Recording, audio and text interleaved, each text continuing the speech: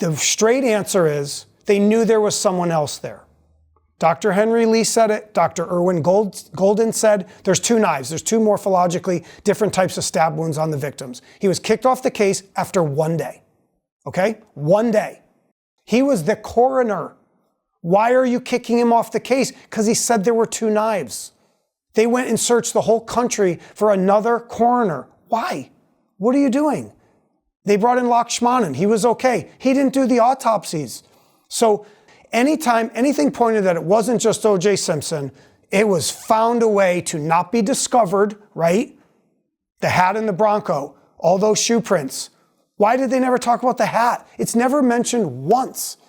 The prosecution has pretty much, whether saying negligence, I think they're smart people. I'm not a lawyer. I'm sure Marcia Clark's way smarter than I am, but they honed in with straight blinders on. OJ only, OJ only. If we see one thing, it's gone.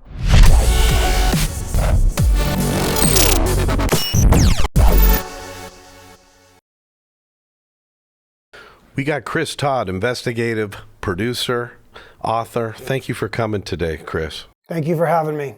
It's a pleasure to have you because you've done some remarkable investigative work on everything from the JonBenét Ramsey case, Natalie Wood, Aaron Hernandez, the Zodiac Killer.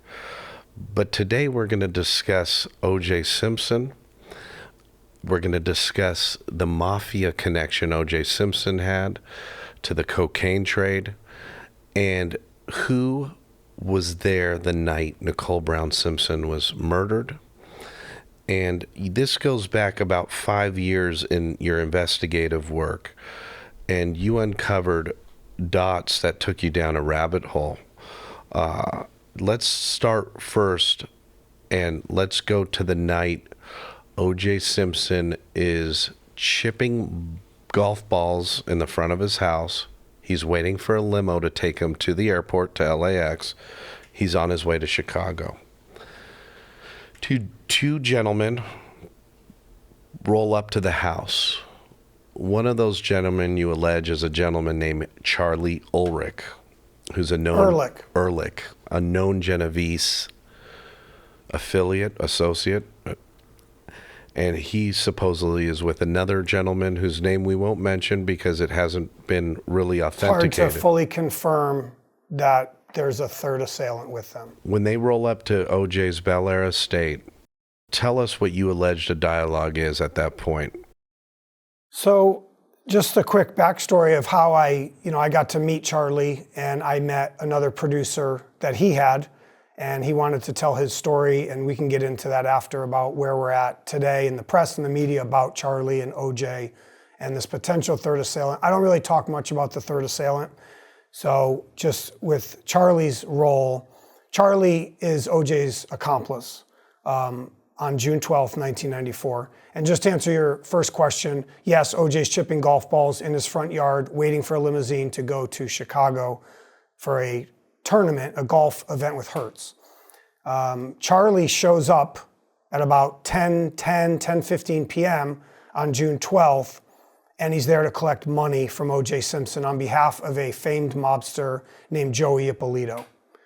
And from there, OJ kind of freaks out, and there's a lot of details here that we can go into a little bit after. OJ freaks out and tells Charlie, we're gonna go read Nicole the Riot Act, and we're gonna go drive to 875 Bundy.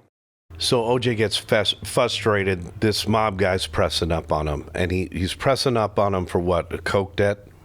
So the way I tell the story, there's a lot of different ways to look at it. OJ was involved with Joey Ippolito, and so was AC Cowlings. It's published. It's actually in public domain. It was reported in 1994 that Joey Ippolito and AC Cowlings worked together, and I have other sources that prove that OJ was with Joey, knew Joey, and worked with him. There was another courier who was busted for almost 40 pounds of cocaine that came from that circle of AC, OJ, and Joey Ippolito. Charlie had only known OJ for 3 months. So the story really is Joey Ippolito setting this extortion in motion. The reason I say it's an extortion is because this is Joey's MO. Okay. This is the mob MO. let's pause for a second and let's look at Joseph Eppolito Sr. was a big time made guy with De Cavalcante. Okay. That family is based out of New Jersey. It's kind of what the Sopranos were based off Loosely, of, right? Now, Joey Eppolito Jr., what did they call him? Joey Ep. Joey Ep. Joey Ep sent Charlie Ehrlich, an associate, down to press up on OJ. Got you. On the night, on June 12th, because remember, there's history here, but on June 12th, he sends him, go get my fucking money. Right. And you're suggesting through your investigative work that this wasn't, when OJ went in and allegedly killed Nicole Brown Simpson, it wasn't a rage kill like people theorize. Mm-hmm. He wasn't going there to kill her. Well, he claims I'm going there to scare the shit out of her. If you read OJ's book in chapter 6 of If I Did It, he says, I looked at my watch. I had just enough time to go read her the riot act. So is he going there to kill her? It's not premeditated. Does he have a knife? Yes, he does. So does Charlie. So they both have knives. OJ tells you, I grabbed the knife from under the seat. That's a lie. His knife was actually in his bedroom. Right. And he went upstairs and got his knife from the bedroom. It was never under his seat in his Bronco. Right. And it was in his bathroom, right? The knife? The knife, and it sat in kind of a foam-fitted... No, because there's going to be confusion about the knife here. It's a Swiss Army Victorinox empty box that Mark Furman in his book, Murder in Brentwood, says there's this out-of-place empty knife box. All the other knife boxes have knives in them. OJ had guns and knives and all this stuff. And this is the one box that's empty, and no one ever knew where this knife was. That's actually the murder weapon. The other one you're talking about, Jose Camacho and the knife shop, 15-inch stiletto, that is not the murder weapon. That was not the murder weapon. No.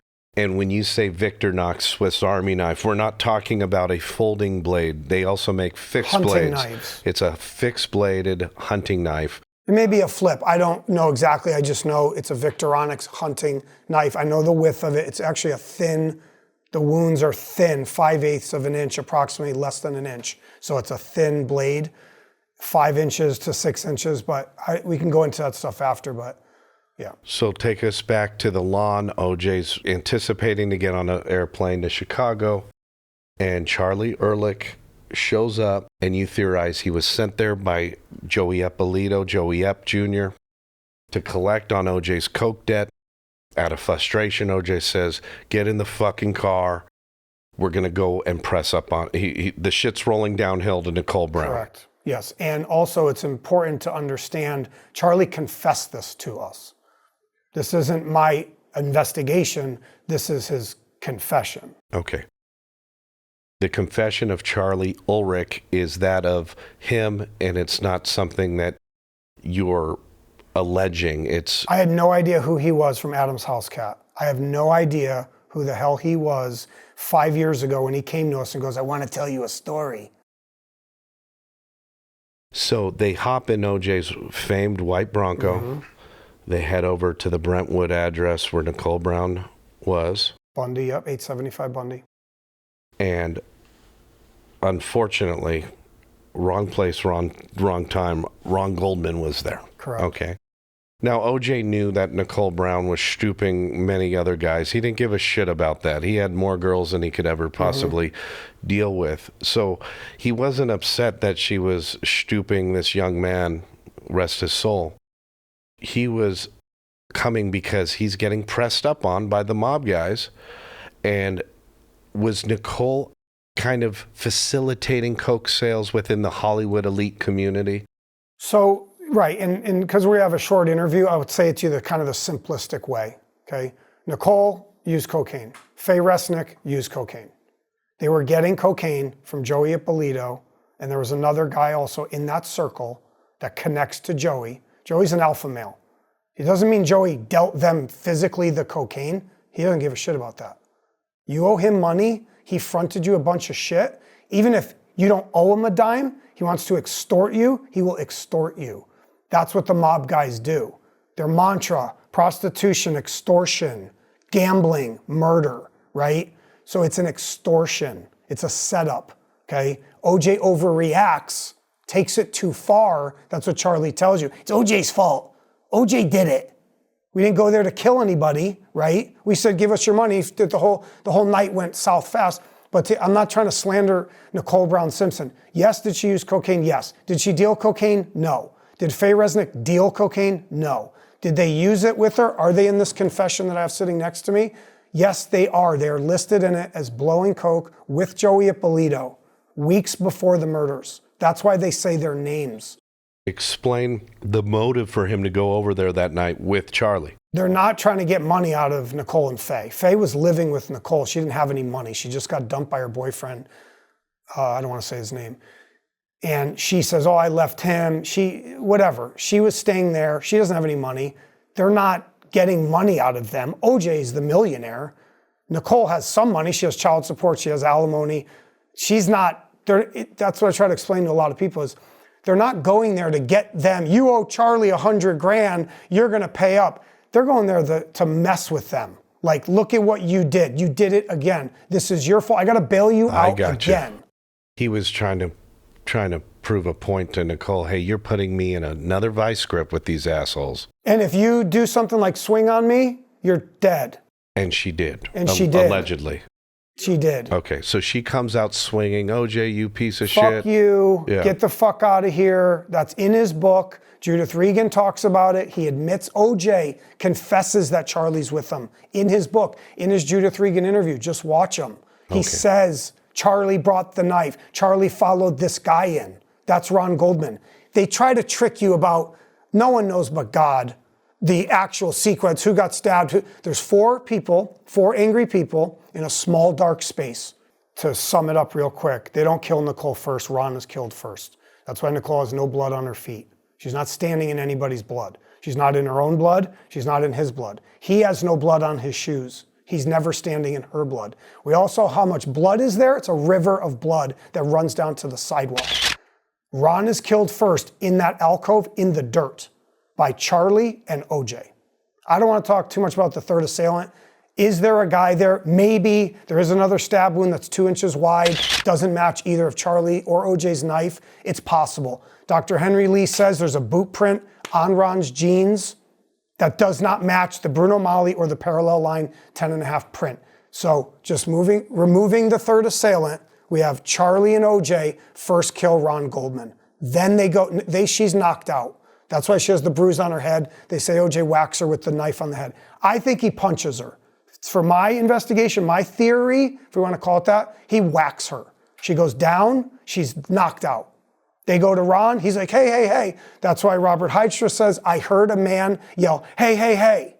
Right. He's hearing the murder take place. And they jump on Ron, they stab him for about 2 minutes. Nicole's kind of waking up. They go over there, whack, whack, whack. She gets hit right here on the side of the neck 4 times. And then he goes, Charlie's trying to leave. He goes back, pulls her head back, cuts her head off at the steps. So it wasn't OJ that did that brutal OJ does it, yes. Oh, he did? OJ slices Nicole. Charlie doesn't touch Nicole. Okay. Think about it. Would you start stabbing someone's wife, ex-wife, in front of OJ Simpson? No. No way. You don't know what's going on. Right. That's why Charlie tells it. It's OJ's fucking fault. Like, I didn't go there to kill anyone. Right. Wow. So OJ Simpson and Charlie Ulrich and possibly a third assailant are responsible for the deaths of Nicole Brown Simpson and Ron Goldman. You know, this is theoretical, but it's kind of well known throughout the media. And they get back in the Bronco, all of them together? Yes. Okay. Covered in blood. They're dripping in blood, they sweat, strip their clothes and they're down. Probably adrenaline out. They strip down in the driveway. That's why they find a dime and a penny. The change falls out of someone's pants. And they bundle all the clothes. It says it in the book. If I did it, I handed all the stuff to Charlie. So OJ gives it to the mob guy. In the passenger seat, he's holding the knife, 2 knives, and all the clothes. Charlie admits to it. Okay. And that's why there's blood in the passenger seat and blood on the console. And there's a bloody shoe print on the passenger side. Kato Kalin is in the kind of pool house, the cabana, and he recalls seeing a large black man butt naked walking. He never admits that. He does, but he never admits that he saw OJ behind the house. He lies about that. What does he say? In his trial, he says, I didn't see anyone because he says, I grabbed a flashlight. I thought I heard an earthquake. He lies about the time that earthquake happened. His timing is way off. It's not 10:45. It's 10:55. OJ's not back yet. Jill Shively sees them at 10:50 crash through San Vicente in the Bronco. So you got to work backwards. He can't be at the house at 10:45. It's impossible. Jill sees him at 10:50. So when he goes back, Cato has now a flashlight. Something happened. He doesn't know what's going on. He's kind of scared. He's like, I heard this banging on my back. Well, I'll tell you right now for your audience and everybody who's followed this case, that is a sign of OJ telling him, come help me. He's not crashing into the fucking air conditioner. He's signaling on his wall, come out here. So Cato grabs a flashlight, comes out, walks to the back, and sees OJ Simpson behind the house. Without any clothes on. He's like, no, he's boxers on and socks. That's it. He sees him, but in the trial, he says he does not see him. That's why the limo driver says, I saw a 6-foot black man in all black clothes. It's not his clothes, it's his skin. OJ now, is he going to make that plane ride to Chicago? He is dead set. And he tells you in the book, and if I did it, chapter 6, I'm getting on that fucking plane. Where's Charlie's car parked at Charlie is in the Bronco, holding the Bronco on Bristol Street. That's why Allen Park never saw a white Bronco, ever, before, during, or after. He testified to that 20 times. So OJ didn't peel into the house in the Bronco? No, they can't. Okay. The limo, they know the limo's there as they're driving back. They go up Bristol. There's another street called Parkins. There's Bristol, Ashford, Rockingham, Parkins. I've been there like 10 times. Sure. They're hiding the Bronco. OJ jumps the fence to the neighbor, and he tells you that in his book. I jumped through and I ran through the 2 tennis courts. The 2 tennis courts touch each other, his neighbor. He jumps that fence, comes over, goes through the back of the house. Got you. Charlie's posted up with the Bronco, Holds the it till clothes, he's and the going to knives. leave. Yes. Where does Charlie take the knife and the Bronco, the knife, the clothing, and the Bronco? He burns the clothes, and he gets rid of all the evidence. After he drops the Bronco, when OJ leaves in the limousine with Allen Park, they drive off, and within minutes, Charlie pulls up the Bronco and parks it right where everyone knows it is, at 360 Rockingham, a little askew. They always talked about this. Were you rushed, OJ? And I found out later in OJ's interrogation, he plays it really cool. He interviews with the cops. That's where I always park it. If they had towed that Bronco away, they didn't tow it away at first. When OJ came back from Chicago at about 12 o'clock in the afternoon, the Bronco was still there. So as he's walking in, he sees there's where Charlie parked it. He wouldn't have known where it was if it was towed away. They could have got him on that little element. And they go, why was the Bronco a little askew? That's where I always park it. He saw it. He knew it was there. Now, was there blood in the Bronco? Yes. Okay. So Charlie didn't do a good cleanup job. He can't. There's no time. He couldn't bleach And he's out covered the in blood. blood. Okay. What's he going to clean it with? Right. It's tough to remove. Where does Charlie leave the keys? So the Allegedly. key, supposedly this is a lot of contention about this. OJ tells him in the book and tells us in the interview, I told him to take the keys off. OJ takes all the keys off but the ignition key. Takes his keys back to Rockingham. What happened to the ignition key? He tells him, put it in the mailbox, run through the gate. He wanted him to park the Bronco inside the gate. He doesn't. He drops it and he goes. They say the Bronco's open. Mark Furman said it was locked, but then they've said it's actually open. Okay. So there's a lot of conspiracy about Charlie could have left it in the visor. He could have taken the key with him. He doesn't talk too much about the murders, the night of the murders. Does Cato recall seeing Charlie? Well, I'll say this right now, and Cato can do what he wants. There's already been a source has come forward that Cato saw Charlie pull the Bronco back up after the murders. Okay.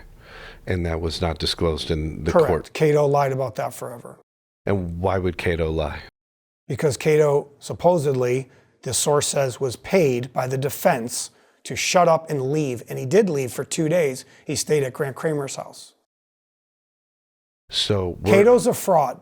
I'm going to say it right now, and so is Faye Resnick. They're both frauds. And they should have come clean a long time ago. So I'll give them an opportunity. I want the truth to come out. But everything about Cato is a complete fraud, and so is Faye Resnick. Chris, where does Charlie go after he drops the Bronco off? He presumably burns the clothes, gets rid of the knives. Where does he go, Charlie? He has like a little safe house that he's staying in, that he's traveling between Miami and LA.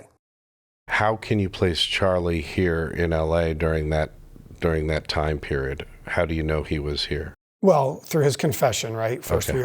people always never want to believe that OJ had an accomplice. You have to remember he confessed to us. Okay. He won't tell you that. If you go call him tomorrow, he's not going to tell you he even knows me, right? He's not that stupid, okay? We already have proof he's in LA. There's a photo of him, OJ, and Cato like a week before the murders that a kid saw the photo in Cato's phone.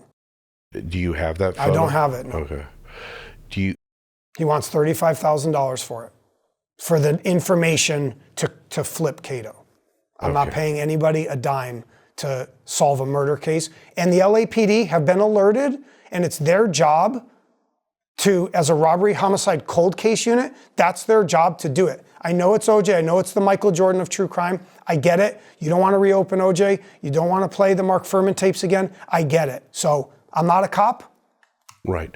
So what is the LAPD's position on Charlie Ulrich? The LAPD is well aware of who Charlie Ehrlich is through multiple people that have leaked his stuff to them. There's a robbery homicide special unit cold case. They've been contacted many times. I will give them credit. They've listened to us and another source of mine. They've listened to us. They've met with us. So I can't say they did nothing, but this is the big one. They can't reopen it. You have a double jeopardy against OJ, right? Who's your witness? How are you going to prove Charlie Ehrlich did it? You need OJ. You need him, and he's not going to rat out Charlie. How has Charlie Ulrich reacted to you for making these extraordinary claims? My relationship with Charlie goes back many years. So if I want to be friends with him, I can. If I want to be his enemy, I can. I've tried to give him outs. I didn't say his name for a long time. And now it's come out. He's filed a lawsuit in Miami, 11th Circuit Court. He wants to tussle. He wants to lock horns. A lawsuit against you? Against a journalist that was leaked the screenplay that he wrote with us.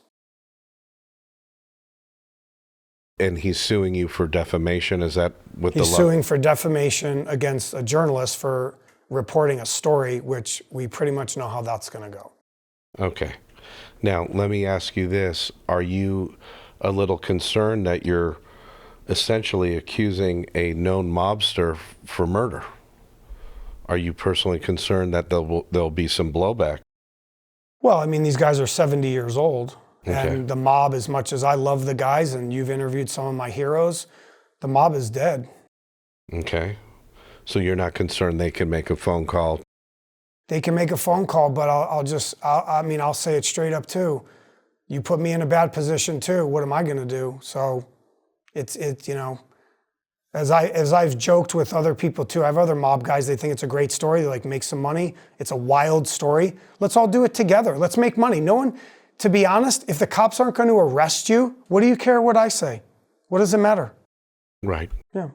Okay. So you feel comfortable making these allegations, and these allegations are coming from Ulrich himself, Charlie Ulrich himself. Starting the fire. He lit the fire, and it's now a forest fire. Okay. So LAPD has the information, and you don't think they want to dig up these old bones? This was a very heavy case. They went to him 2 years ago. They've had 2 years to do it. They're never going to touch it. They're afraid of it. They don't want the Mark Fuhrman tapes played again. Yeah. There was a big cover-up. His hat's in the Bronco. Charlie's shoe prints are there, 10.5, parallel lined. I have photos of them. I have the hat in the Bronco. Why didn't they use these things as evidence? Because it's a fraud. It's a setup. It's a ruse. Right. And yes, they quote one of the partners, the producers, who says this could be one of the biggest embarrassments to the LAPD in the last 50 years. Sure. Guess what? I work other famous murder cases. I'm about to solve a very famous case right now. Let me tell you a little secret. Tell the truth. Right. Stop trying to cover your shit up. Right. It only gets worse, man. Chinese finger torture. Right. You keep pulling. You admit your mistake. You missed. New sources came forward. New evidence came forward. Go get them. Go get them. Right. Ron Goldman had zero justice. Yeah. And I really feel bad for the Goldman family and the Brown family, and it was a tragic, sad incident. But let's now peel one more layer back, because you're alleging that Charlie Ulrich was an accomplice with OJ. You're alleging that the involvement, Charlie Ulrich and the Genovese and the family out of New Jersey, De Cavalcante. that the Eppolitos were working with OJ way back in the 80s, moving coke. Now, why would a famed football player that has it all, has all the money, why would he want to dabble in the coke game? Well, let's look back to the 70s in Buffalo. I won't name the guys. There's two guys. One got murdered 2 weeks after the June 12th. How did OJ know these two coke guys back in Buffalo in the 70s? Because OJ had been doing it for a long time. There's a lot of history. A lot of the book authors also write about OJ's cocaine use with the Bills back in the day with the NFL guys, and that carries through the 80s. Why did OJ buy a speedboat from two guys that got murdered months after he bought a speedboat? Why does he know coke smugglers? You see what I'm saying? Like Turnberry Isle, Don Sofer. Why does OJ thank Don Sofer in his suicide letter? Thanks, Donnie. Donnie Sofer was tied to the mob up and down. That's well known. That's all known. Turnberry Isle was a mob hangout with Donna Rice. The Donna Rice thing was mob. And I know no one wants to hear it, and I don't really give a shit what anybody wants to hear anymore. That was all mob to destroy Gary Hart, okay? That's why she says, oh, a friend of ours had a boat, and a friend of ours introduced. What does friend of ours mean? Well, we know what that means exactly with the fellas. But so you're suggesting that OJ Simpson was moving weight, moving cocaine. He wasn't moving weight. Like, I don't want to say like OJ Simpson had a scale in his bathroom and used to move a bunch of coke. He's introducing athletes to Ippolito, right? He's introducing the stars, the celebrities, the whole coke game, Aspen. Why did they say Joey Ippolito was hanging out in Aspen Mezzaluna, Beverly Hills Mezzaluna, and Brentwood? Why? Because he's pushing weight. That's what they do. All of LA was on drugs. Let's be honest. Brett Cantor got murdered. Michael Nigg got murdered. Where's their justice?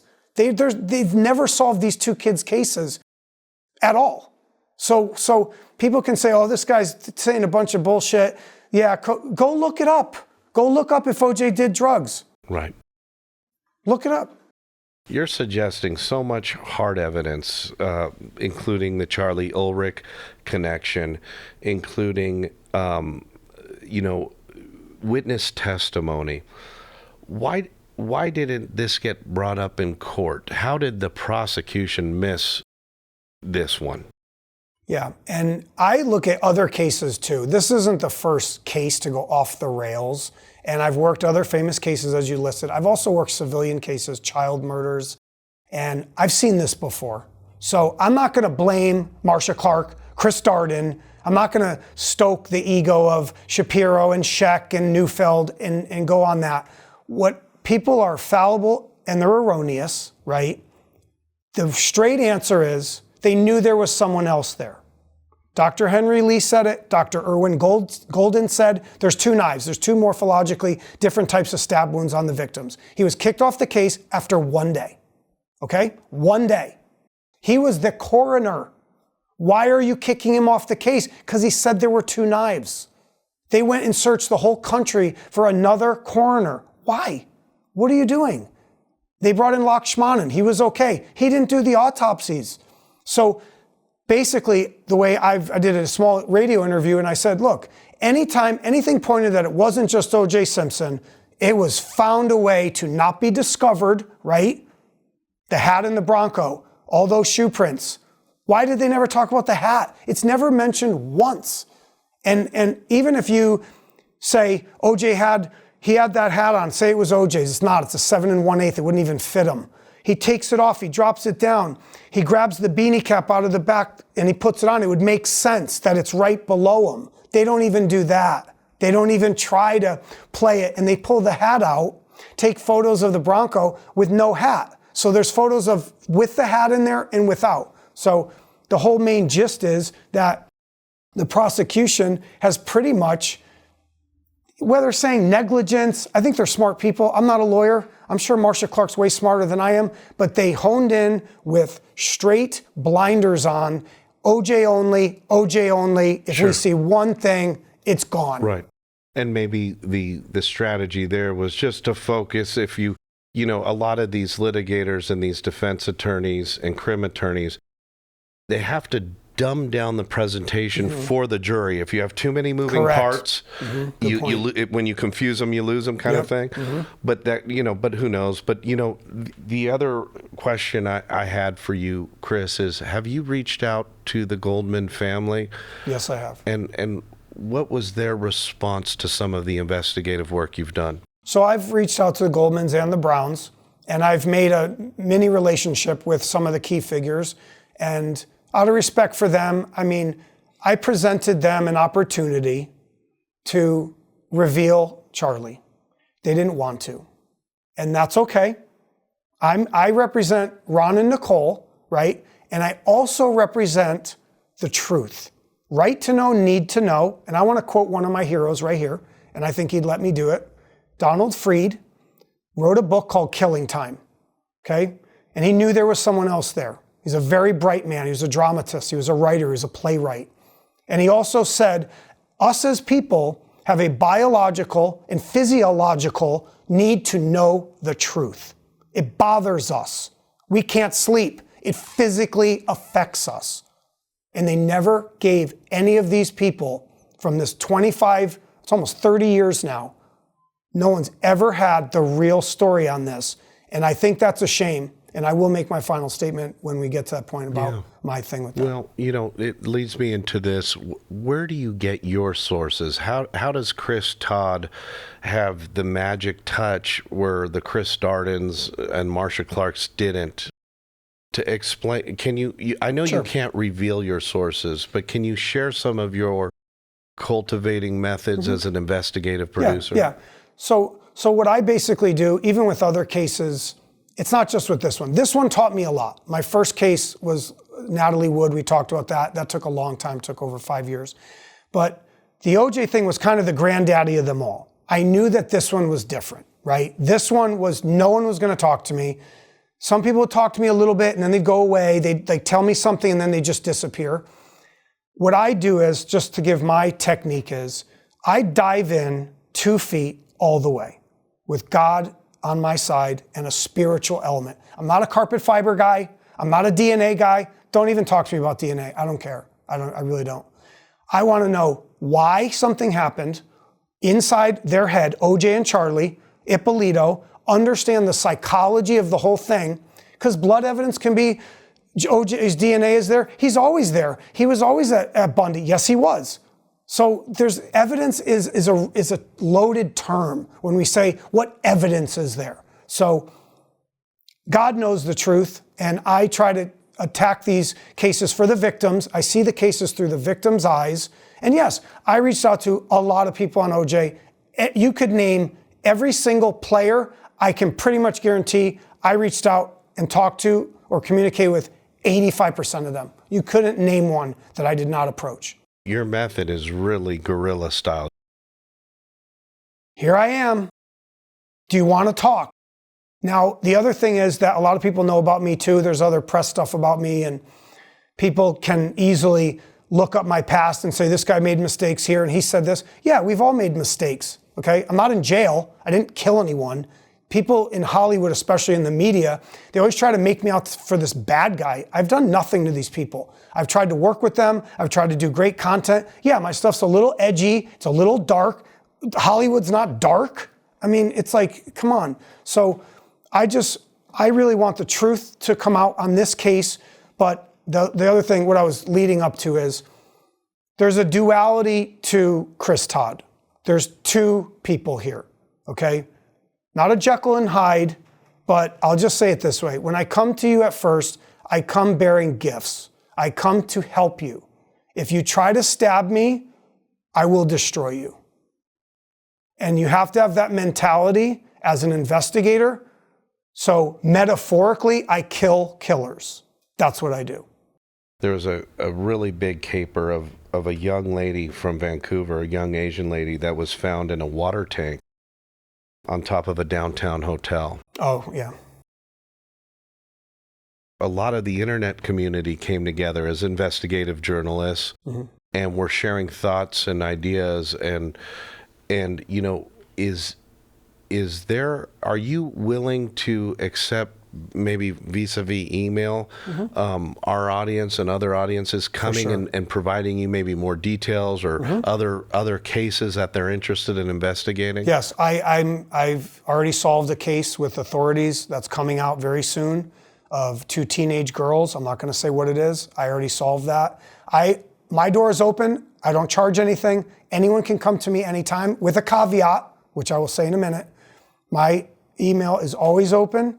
Anyone can talk to me anytime. I will look at anyone's case, but keep the negative attitude at home. Don't try to set me off. Don't come to me and tell me, OJ didn't do it, Charlie wasn't there. I will walk away from you. Yeah. You're willing to take on emails from people that may have added information or have a new case that you can dive into, but please don't come with the bullshit. Don't bring me a case and tell me bullshit about it and then want me to solve something that's impossible to solve when you won't believe it anyway. I've had many cases. I have a mother, I just talked to her today, doesn't want to believe who the killer is, okay? And I had to bluntly tell her, I don't care what you think. If I tell you who the killer is, that's who it is. That's it. I'm solving cases for the world. I know it sounds harsh, crass in a way. I am trying to help families, but just to say, yes, I'm an open door. If you have someone that was murdered, man, woman, child, old person, I will help you. Yes, I will. You know, there's a syndrome going around. Don't bother me with the facts. I've made up my mind. You know, and unfortunately, some people just don't like your narrative or other investigative journalists and producers' narratives.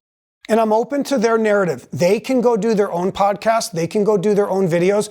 They, like the Jason Simpson did it, and on the Natalie stuff and all the mixed things about those guys. And you can do what you want. Don't step into my thing. Don't try to get in my way.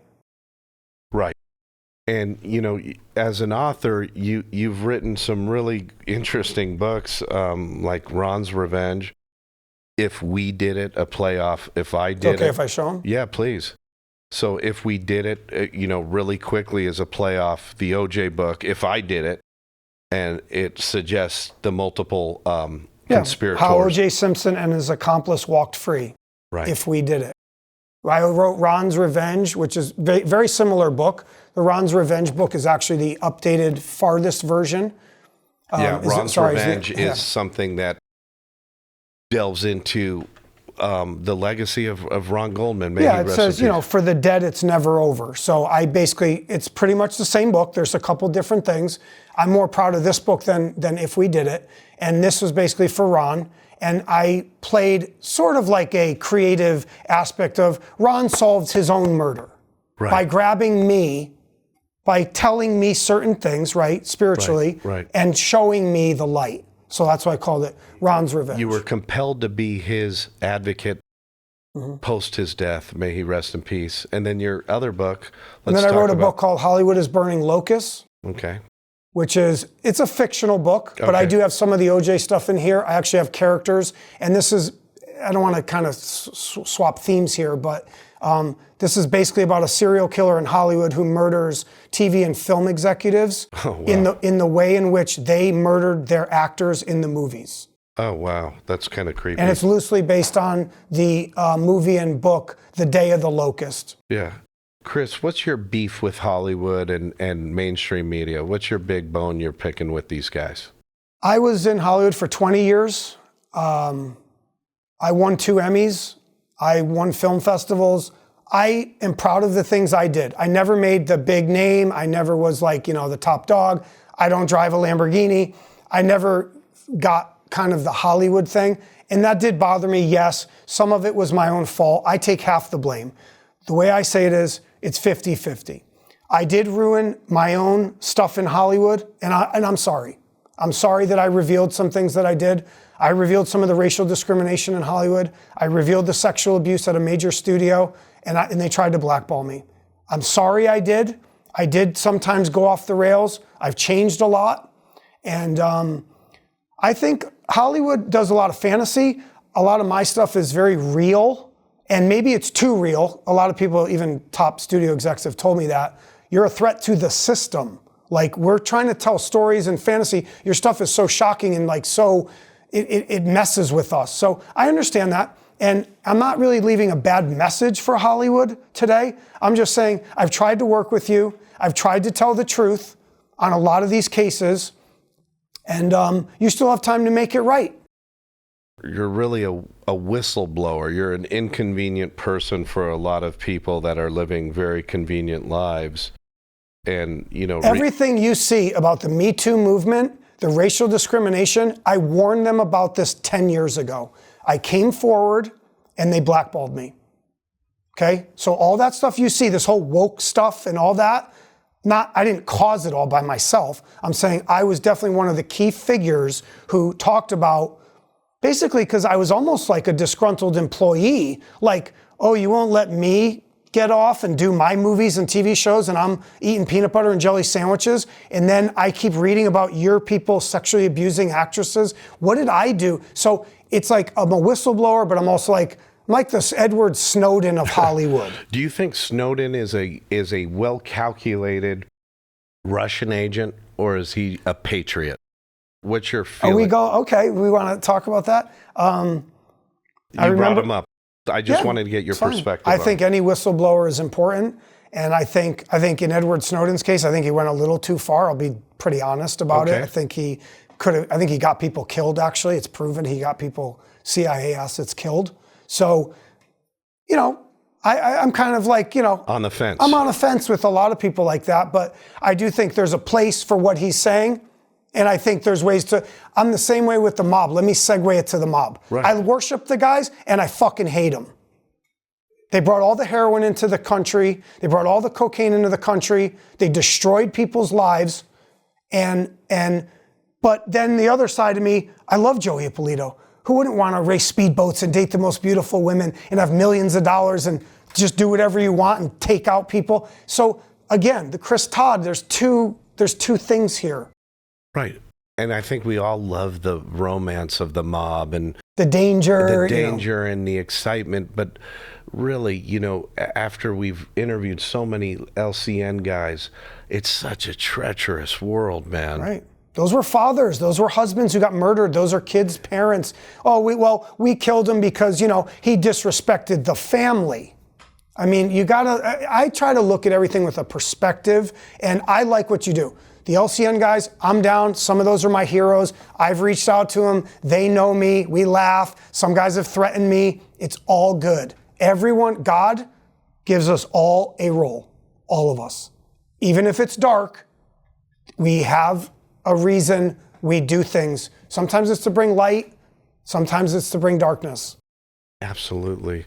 Chris Todd, it's been an absolute pleasure having you today. How can you shoot out your email? Yeah. For people interested in approaching you in a respectful way, in a pure investigative concern, not to talk shit to you. Correct. What's your email? So my email is investigatorla19@gmail.com. Investigatorla19@gmail.com. And then I'd like to make one last statement before you. And I'd like to thank you for having the courage and the wherewithal to let people talk. We wanted you to share your First Amendment right, and that's your right.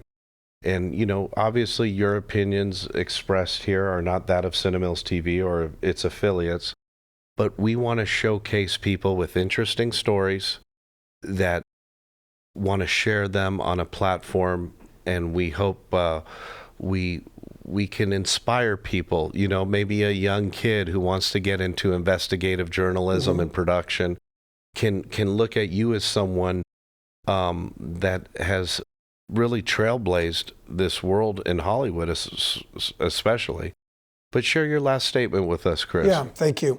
And, you know, it's your right too, your First Amendment right to be a journalist and a host and to let people talk. And my main thing, my main statement is, look, it's to Hollywood and the media. And that's who I'm basically talking to.